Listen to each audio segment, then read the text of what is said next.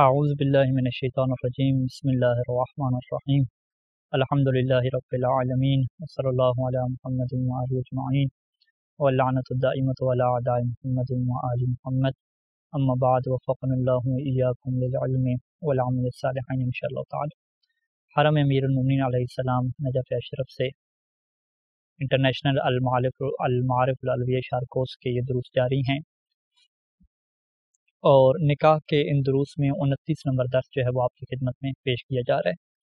آج کے درس میں ہمارا عنوان یہ ہوگا کہ ایبورشن کروانے کے بعد جو چاہے جائز ہو یا حرام ہو، دونوں صورتوں میں کفارے اور دیت کے کیا احکام ہیں۔ سب سے پہلے تو آپ کی خدمت میں ہم یہ بیان کرتے چلیں کہ ایبورشن کروانا اور حمل کو ضائع کروا دینا، اگر تو ایسی فقہی صورتحال ہو کہ جس میں جان بوجھ کے انسان ایسا کرے اور شرعی طور پہ جائز ہی نہ ہو، تو یہ بہت بڑا کیا گناہ ہے۔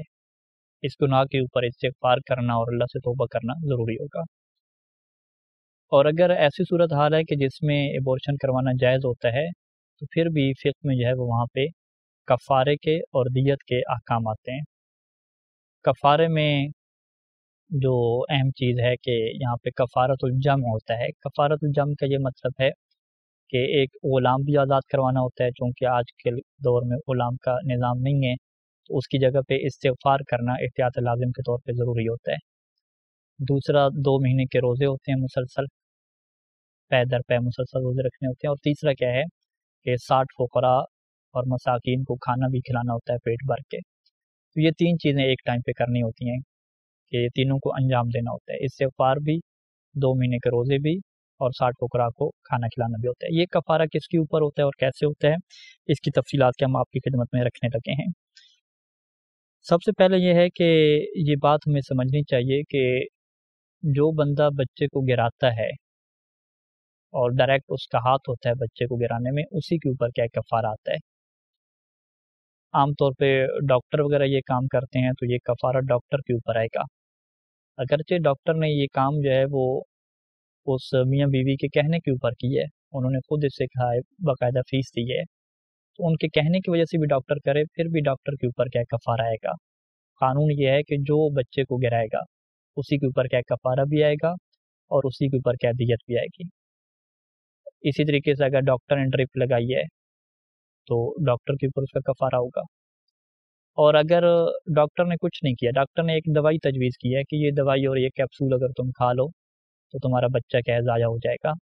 اور خاتون نے وہ کیپسول خود اپنے ہاتھ سے کھایا، پانی بھی خود بھرا، وہ کیپسول بھی اپنے ہاتھ میں اپنے منہ میں خود رکھا اور پانی خود پیا، تو یہاں پہ بچے کو ضائع کرنے والی وہ خاتون کہلائے گی۔ اب خاتون کے اوپر کفارہ بھی واجب ہوگا اور خاتون کے اوپر اس بچے کی دیت بھی دینا ہوگی، یہاں پہ ڈاکٹر کے اوپر کچھ نہیں ہوگا۔ ڈاکٹر نے فقط اسے بتلایا ہے کہ یہ دوائی ہے۔ اسی طریقے سے اگر ڈاکٹر نے خود ڈرپ نہیں لگائی، اس سے کہا ہے کہ تم کیا خود ڈرپ اپنی لگاؤ، تو اس نے خود اگر ڈرپ لگائی ہے تو پھر اسی خاتون کے اوپر کیا ہوگا، کفارہ ہوگا، اور اسی خاتون کے اوپر کیا دیت ہوگی۔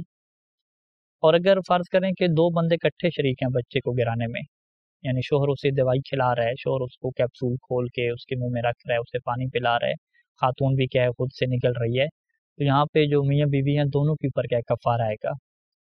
یعنی شوہر کو بھی جو ہے وہ استغفار کرنی ہوگی، 2 مہینے کے روزے رکھنے ہوں گے اور 60 فقراء کو کھانا کھلانا ہوگا، اس طریقے سے بیوی کے اوپر بھی کفارہ آئے گا، اور دونوں کے اوپر بھی دیت آئے گی کہ جو انہوں نے کیا ہے اس بچے کے جو وارث ہوتے ہیں اس کو دیں گے، کہ جس کی تفصیلات ہم ابھی آپ کی خدمت میں رکھنے جا رہے ہیں۔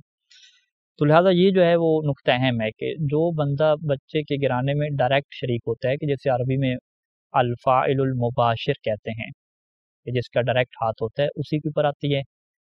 یہ، اسی کے اوپر کفارہ آتا ہے، اسی کے اوپر دیت آتی ہے۔ اور اگر وہ 2 یا 3 بندے جو مل کے ایسا کر رہے ہیں اور دونوں یا تینوں کا ہاتھ ہے، اور معاشرہ کہتا ہے کہ 2 نے مل کے یہ کام کیا ہے، مل کے بچے کو قتل کیا ہے، مل کے یہ اس کا حمل گرایا ہے،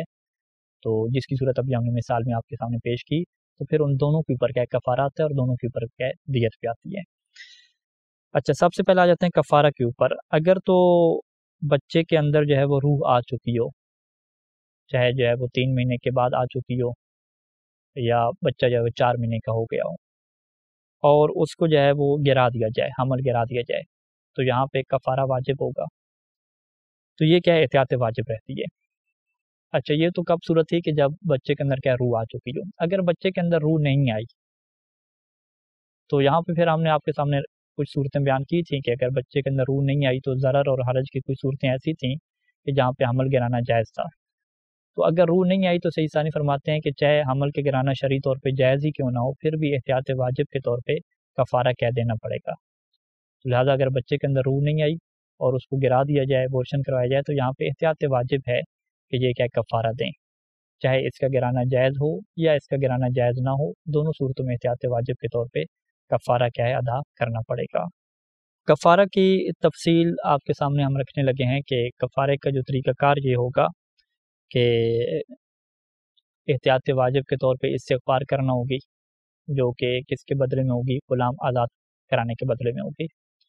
और 2 महीने के मुसलसल रोज़े होंगे और 60 फुक़रा को खाना खिलाना होगा। 2 महीने के मुसलसल रोज़े का ये मतलब है कि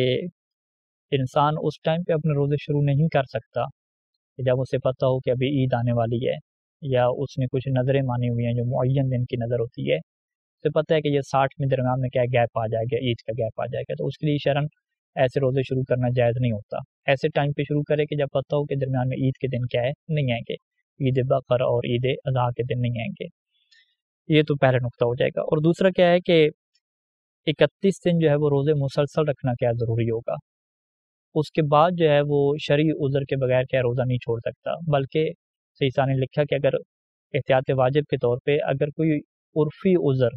और मुआशरती कोई ज़रूरत भी पेश ना आए तो फिर भी क्या रोज़ा ना छोड़े। यानी अगर एहतियात वाजिब को रखें तो 60 रोज़े इससे मुसलसल क्या है रखना पड़ेंगे। 31 रोज़े तो बिनाबर फतवा होंगे और बाद में क्या है एहतियात वाजिब के तौर पे बगैर अगर किसी ज़रूरत के ये क्या है रोज़ा को नहीं छोड़ सकेगा। और यहाँ पे जो दरमियान में खातून को हैज़ आ जाएगा या निफास आ जाएगा तो उससे जो है वो ये तसलसल नहीं टूटेगा। जैसे हैज़ निफास उसका ख़त्म होगा तो बाद में वो रोज़े क्या है अपने रखना शुरू कर देगी। इसी तरीके से अगर दरमियान में कोई ज़रूरी सफ़र आ गया या कोई ऐसी मजबूरी बन गई या ज़बरदस्ती किसी ने रोज़ा खुलवा दिया तो इससे भी क्या है ये तसलसल नहीं टूटेगा। तसलसल तब टूटेगा कि जब जानबूझ के बगैर किसी शरई उज़र के अगर ये रोज़ा एक छोड़ देती है तो फिर दोबारा से क्या है शुरू से रखना पड़ेंगे और ये 60 क्या है इस तरीके से मुसलसल कैसे पूरे करना होंगे। तो लिहाजा ये क्या है एक अहम मसला है, इसकी तरफ क्या तवज्जो रहे। इसके बाद जो 60 फ़ुक़रा को खाना खिलाना है तो फ़ुक़रा के अंदर वही शराइत रहेंगी कि जो ज़कात में हम बयान करते थे, खुम्स में बयान करते हैं कि फ़कीर हो, मोमिन हो, शिया नाशरी हो और मुस्तहिक हो, एहतियात लाज़िम के तौर पे बेनमाज़ी ना हो, ये सारी जो शरूत होती हैं उसके अंदर पाए जाना ज़रूरी होंगे। और यहाँ पे 60 अफ़राद को क्या तलाश करना होगा, एक बंदे को आप 60 बंदों का खाना नहीं दे सकते। तो 60 ऐसे अफ़राद मिलें तो वहाँ पे आपके पास 2 ऑप्शन रहते हैं कि या 60 को जो है वो खाना खिलाएँ पेट भर के, या जो है वो इस तरीके से करें कि हर एक बंदे को 1 मुद्द देते हैं। 1 मुद्द यानी 3 पाव, 3 पाव जो है वो आटा या 3 पाव गंदम क्या है उसे दे दें हर एक को। और अगर छोटे बच्चे हैं तो सबको आप मुद्द दे रहे हैं तो वो इसके बराबर हो जाएंगे। वरना जो नाबालिग बच्चे होंगे और खाना खिला रहे हैं तो फिर 2 बच्चों को जो है वो एक क्या है शुमार करना पड़ेगा। तो ये तफसीलात क्या है आपके सामने कफ़ारा की मुकम्मल होती हैं। अब चलते हैं दियत के अहकाम की तरफ। दियत के अहकाम में जो चीज़ हमारे सामने आती है कि दियत का अदा करना जो है ये वाजिब है, और इसमें क्या है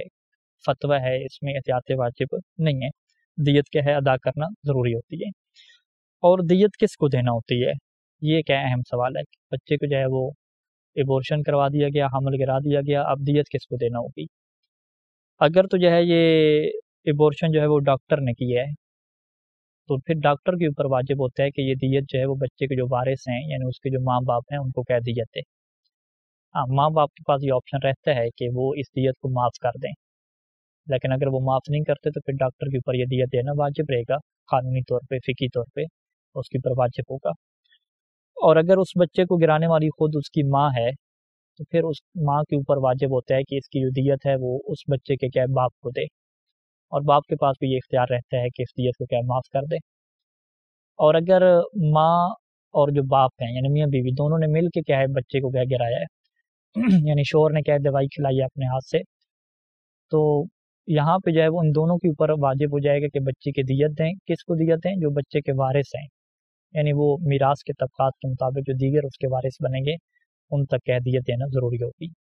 और अगर ये बच्चा जो है वो ज़िना का हो تو پھر یہ جو دیت ہے وہ فقیہ کے پاس یعنی امام زمانہ کا یہ حصہ ہے تو فقیہ کو دینا کیا ہو جائے گا، یہ ضروری ہو جائے گا۔ دیت دینا واجب ہے، ہم نے عرض کیا ہے کہ اگرچہ شرعی طور پہ بچے کا گرانا جائز ہی کیوں نہ ہو، شرعی طور پہ وہ جو 4 مہینے سے کم بچہ ہوتا ہے کچھ صورتوں میں اس کا گرانا جائز ہوتا ہے، پھر بھی کیا دیت کے دینا کیا ہوگا، واجب ہوگا۔ اس کی دیت کتنی بنے گی،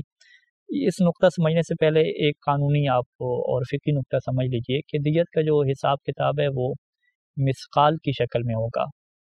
اور یہاں پہ سید سیستانی دامت ظل العالی نے لکھا کہ مثقال سے مراد جو ہے وہ صرفی مثقال ہے کہ جو 4.64 گرام 4.64 کے کیا ہوتا ہے برابر ہوتا ہے۔ تو انشاءاللہ ہم حساب کتاب کر کے آپ کو کیا بتاتے رہیں گے۔ دیت ویسے اگر انسان کسی کو قتل کرتا ہے تو اس کی دیت سونے میں دینے ہوتی ہے، لیکن یہاں پہ سیستانی نے کہا کہ سونے میں اگر دینا چاہے تو وہ بھی جائز ہے، لیکن اگر چاندی میں دے دے تو وہ بھی کیا ہے، کافی ہے دینا۔ اب یہاں پہ ہم ترتیب سے شروع کرتے ہیں کہ دیت جو ہے وہ کتنی ہوگی اور کیسے ہوگی۔ اگر تو جو ہے وہ بچے کے اندر جان آ چکی ہو اور کیا ہے اسے قتل کیا جائے اور ایبورشن کروایا جائے اس کا، تو پھر اس صورت میں اگر تو وہ لڑکا تھا تو پھر اس کی دیت کتنی ہوگی، 5250 مثقال ہوگی، اور 5250 مثقال چاندی کے دینے ہوں گے۔ اور اگر وہ لڑکی تھی تو پھر یہ دیت کیا ہو جائے گی، آدھی ہو جائے گی، یعنی 5250 مثقال کی بجائے یہ 2625 مثقال چاندی کے ہو جائیں گے۔ یہ اس صورت میں ہے کہ جب 4 مہینے کیا ہے اس کے مکمل ہو چکے ہوں یا اس کے اندر کیا روح آ چکی ہو، جو کہ 3 مہینے کے بعد بھی آ سکتی ہے۔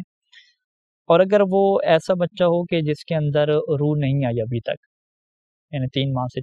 تھوڑا ہو یا 3 ماہ سے زیادہ ہو لیکن روح ابھی تک نہ آئی ہو اس کے اندر، پھر یہاں پہ کیا ہے اس کے کچھ سٹیپ ہیں کہ وہ کس حالت میں تھا اور اس کی کتنی دیت بنتی ہے۔